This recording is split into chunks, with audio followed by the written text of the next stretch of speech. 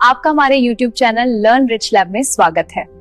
को जब तक लक्ष्य की प्राप्ति नहीं हो जाता, किसने कहा था? स्वामी विवेकानंद जी ने। आज उन्हीं के दर्शन को पढ़ेंगे, व्यवहारिक वेदांत। विषय स्टार्ट करने से पहले संक्षिप्त जीवन परिचय जान लेते हैं। तो स्वामी विवेकानंद जी के बचपन का नाम नरेंद्रनाथ दत्त था, जिनका जन्म 12 जनवरी 1863 को कलकत्ता के एक संपन्न परिवार में हुआ था। इनके पिता का नाम विश्वनाथ दत्त और माता का नाम भुवनेश्वरी देवी था। इनकी मुलाकात रामकृष्ण परमहंस से हुई, तब से रामकृष्ण परमहंस जो है इनके गुरु हुए। इनकी प्रमुख घटनाएं में देखा जाए तो 1893 में विश्व धर्म सम्मेलन के बारे में सुना होगा। 1893 का विश्व धर्म सम्मेलन शिकागो अमेरिका में हुआ था। तो स्वामी विवेकानंद जी ने भारत की ओर से सनातन धर्म का प्रतिनिधित्व किया था और भारतीय दर्शन के बारे में वहां उन्होंने व्याख्यान दिए थे। 1896 में स्वामी रामकृष्ण आश्रम की स्थापना वेल्लूर कलकत्ता में किए। 4 जुलाई 1902 को वेल्लूर बंगाल, पश्चिम बंगाल में इनकी मृत्यु हो गई। तो स्वामी विवेकानंद जी ना सिर्फ संत अपितु महान देशभक्त, वक्ता, विचारक, लेखक, मानव प्रेमी, दार्शनिक भी थे। आज उन्हीं के दर्शन के बारे में पढ़ना है, तो चलिए बिना देरी किए स्टार्ट करते हैं।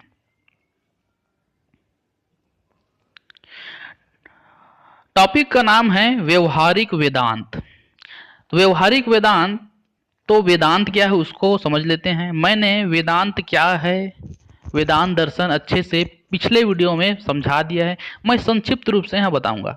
वेदांत मतलब वेद का अंतिम भाग जो उपनिषद के रूप में संकलित है, उसी को बोलते हैं वेदांत।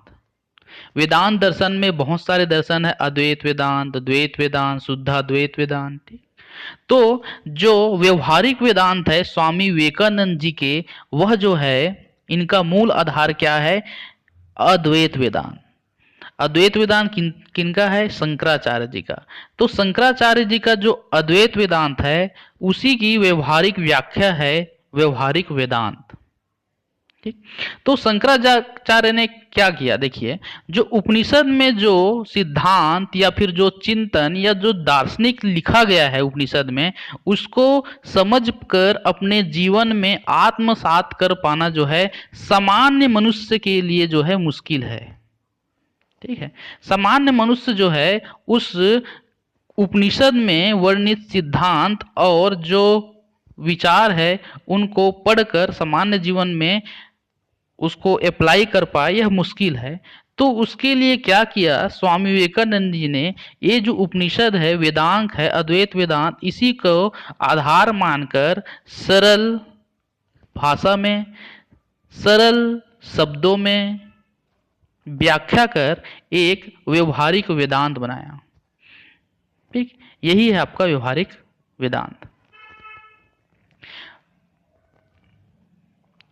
तो इसमें क्या हुआ कि जो वन के वेदांत है उसको घर लाने का काम किसने किया? स्वामी विवेकानंद जी ने। ठीक है, अब चलिए देखते हैं क्या है व्यवहारिक वेदांत।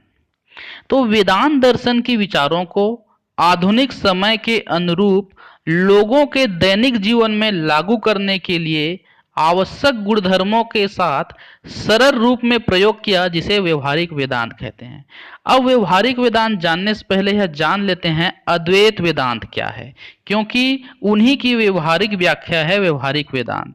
तो अद्वैत वेदांत क्या बोलता है? ये शंकराचार्य जी के सिद्धांत है अद्वैतवाद।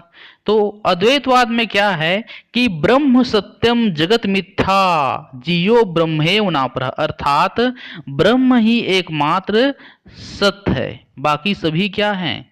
मिथ्या हैं। ब्रह्म ही एकमात्र सत्य है और जगत के कण कण में ब्रह्म व्याप्त है। प्रत्येक जीव में ब्रह्म व्याप्त है। सभी प्राणियों में एक ही चेतन सत्ता विद्यमान है।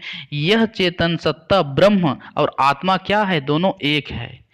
मैंने ब्रह्म क्या है, शंकराचार्य जी के ब्रह्म, इसके ऊपर अलग से वीडियो बना चुका हूं मैं। यदि नहीं देखे हैं तो उसको एक बार जरूर देख लीजिए। तो संक्षिप्त में यही है कि हम सभी जीवों में क्या है, ब्रह्म है। आप में भी ब्रह्म है, मुझ में ही ब्रह्म है। तभी शंकराचार्य जी बोलते हैं अहम ब्रह्मस्मि, अर्थात मैं ही ब्रह्म हूं। तो इसी सिद्धांत को उपयोग करते हुए जो है व्यवहारिक वेदांत देते हैं कि यदि सभी में ब्रह्म है तो जब हम भेदभाव जीव जीव में देख कर करते हैं वह हमारी अज्ञानता के कारण है। हम एक मनुष्य का दूसरे मनुष्य के प्रति जो भेदभाव करते हैं वह क्या है, हमारी अज्ञानता के कारण है। क्यों? क्योंकि सभी तो ब्रह्म है, तो भेदभाव क्यों करना? तो भेदभाव इसीलिए करते हैं क्योंकि हमारी वह अज्ञानता रहती है, हमें ज्ञान की प्राप्ति नहीं रहती है। सभी जीवों के सुख दुख को अपना सुख दुख मानते थे विवेकानंद जी। ठीक है। अब यदि हमें ज्ञान प्राप्त हो जाएगी कि सभी ब्रह्म सत्य है, जगत मिथ्या था, सभी मनुष्य में ब्रह्म है, तो प्रत्येक व्यक्ति में अंतर्निहित देवत्व को स्वीकार कर पाएंगे कि मानव में क्या है, देवता का वास होता है। इसको हम जान पाएंगे। और जिस दिन यह जान पाए कि जिस दिन हम यह अपना पाए कि सभी मानव में देवता का वास होता है। यहाँ एजुकेशन से रिलेटेड वीडियो अपलोड किया जाता है, अतः इसे जरूर सब्सक्राइब कर लीजिए।